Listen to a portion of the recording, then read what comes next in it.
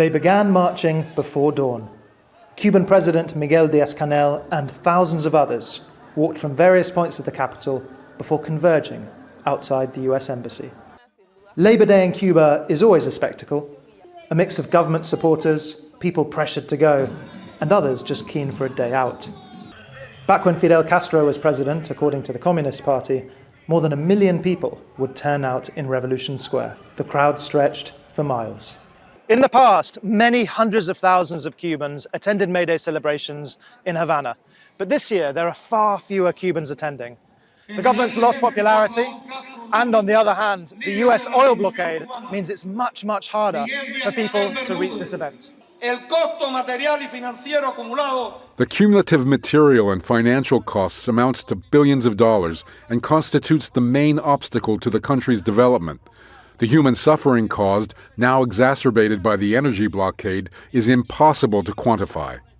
US President Donald Trump said in March that after Iran, Cuba is next. I do believe I'll be having the honor of taking Cuba. Whether I free it, take it, I think I could do anything I want with it. You want to know the truth? In response to multiple threats, organizers handed out T-shirts with this year's slogan, Cuba defends itself. If the US invades tomorrow, I'll fight with all my strength to defend everybody around me, my country, my revolution. This year, the Communist Party also ran a campaign to gather millions of signatures, not to support the government, but to support the homeland. It was the first Labor Day rally for Fernanda Ramos.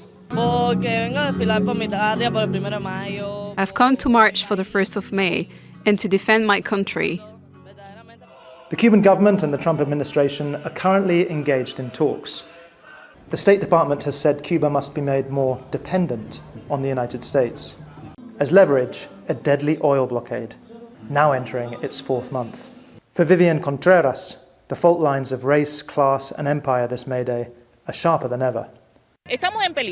We're in danger. There's no doubt about it. But Cuba won't be taken easily. This isn't a country where you can come and tell us what to do. The US charge d'affaires in Havana has said the regime will fall this year. On Friday, Washington announced more sweeping sanctions on the island nation. Over a century after US troops first occupied this land, two opposing visions continue to play out. National sovereignty versus foreign domination. Augustin, Al Jazeera, Havana.